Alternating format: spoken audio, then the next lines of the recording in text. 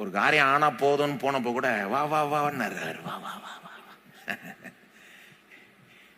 எப்படி வந்தாலும் அவர் உங்களை ஏற்றுக்கொள்கிறார், அவர் உங்களை அரவணைச்சுக்கிறார். ஆனா போக போக நான் என்ன சொல்றேன், அவரோட நீங்க உறவுல இருக்கிறீங்கன்றத புரிஞ்சு கொண்டு அந்த உறவு முக்கியப்படுத்தினீங்கன்னா அப்போ லைஃப் வேற லெவலுக்கு போயிடும். அந்த ஆசீர்வாதங்கள்லாம் ஃப்ரீயா ஃப்ளோ ஆகும், ஃபுல்லா ஃப்ளோ ஆகும், ஸ்மூத்தா ஃப்ளோ ஆகும், எந்த பிசுறும் இல்லாம ஃப்ளோ ஆகும். தேவைன்னா அவர்கிட்ட தான் போகணும். ஆனா வெறும் அப்ப மட்டும் போகாதீங்க, அவரோட உங்களுக்கு இருக்கிற உறவை முக்கியப்படுத்துங்க. ஆசீர்வாதங்கள் மேக்சிமமா ஃப்ளோ ஆகும். அப்படி மேக்சிமமா ஃப்ளோ ஆகலைன்னா கூட இந்த உறவுல இருக்கிறீங்கன்ற அந்த நினைப்பு உங்களை அப்படி தாங்கும்.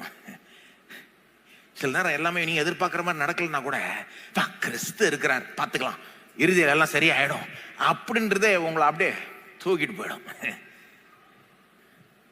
இது இல்லை அது இல்லைன்னு பெருசா நினைச்சிட்டு இருக்க மாட்டீங்க. என்ன சொல்ல வரேன், இந்த போதனை அரவணைச்சிக்கிட்டீங்கன்னா உங்க லைஃப் அடுத்த லெவலுக்கு போயிடும். எப்படி உறவுக்கு முக்கியத்துவம் கொடுக்க ஆரம்பிச்சிருவீங்க, கிறிஸ்துவோட உங்களுக்கு இருக்கிற உறவு ஆசீர்வாதம் மேக்சிமமா உங்க லைஃப்ல அனுபவிக்க ஆரம்பிச்சிருவீங்க. மூணாவது, இந்த முழுமையான புரிதல் தான் கிறிஸ்துவை மகிமைப்படுத்துகிற ஒரு வாழ்க்கைக்கு நேராக நம்மை நடத்தும். எத்தனை பேர் நம்புறீங்க? இந்த முழுமையான புரிதல் தான் கிறிஸ்துவை மேக்சிமமா மகிமைப்படுத்தும். ஏன்னா இப்படி வாழும்போது தான் கிறிஸ்து கிட்ட ஆசீர்வாதத்துக்காகவும் போனோம், கிறிஸ்துவோட எனக்கு உறவு இருக்கும்னு நினைக்கணும். உறவை தான் முதல் முக்கியத்துவம் கொடுக்கணும். போக போக நான் கிறிஸ்தவனா வளர வளர கிறிஸ்துவோட எனக்கு இருக்கிற உறவை முக்கியப்படுத்தணும், அதை நம்பர் 1 முக்கியத்துவமா கொடுத்து போக போக எனக்கு ஆசீர்வாதம் அப்படியே பெருகிட்டே போகும். எல்லா விதமான ஆசீர்வாதம் நம்புறது ரொம்ப ஈஸி ஆயிடுங்க. கிறிஸ்துவே எனக்கு கிடைச்சிட்டாரு நீங்க உண்மையில நம்பிட்டீங்கன்னு வைங்களேன், கிறிஸ்துவே எனக்கு புருஷரை போல கிடைச்சிட்டாருன்னு நம்பிட்டீங்கன்னா என்ன ஆசீர்வாதம், பெரிய ஆசீர்வாதம், எல்லாமே நமக்கு சொந்தமானது, எல்லாமே கிடைக்கும்.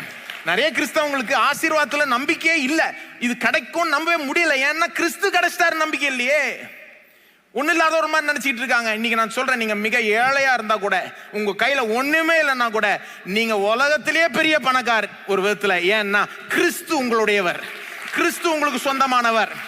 இதை நீங்க மனசுல எடுத்துக்கிட்டீங்கன்னா, சீரியஸா இதை அரவணைச்சுக்கிட்டீங்கன்னா, நீங்க எல்லாமே நம்புறது உங்களுக்கு ஈஸி ஆயிடும். நாளைக்கு ஒரு வேலை தேடி போனோம்னா எனக்கு கிடைக்கும் நம்புறது ரொம்ப ஈஸி. அது எனக்கு ஒரு கஷ்டம், அதுல இருந்து விடுதலை கிடைக்குமா இல்லையா நம்புறது ரொம்ப ஈஸி. தேவன் உதவி செய்வார், எனக்கு செய்யாம யாருக்கு செய்வார்னு நீங்க நம்பிடுவீங்க. ஆமென்.